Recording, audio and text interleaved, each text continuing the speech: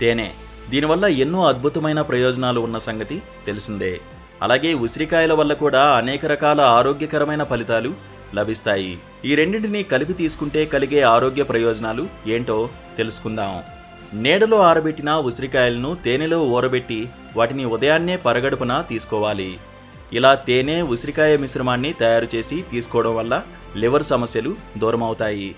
Jaundice వంటి వ్యాధులు ఉంటే అవి త్వరగా నయమవుతాయి.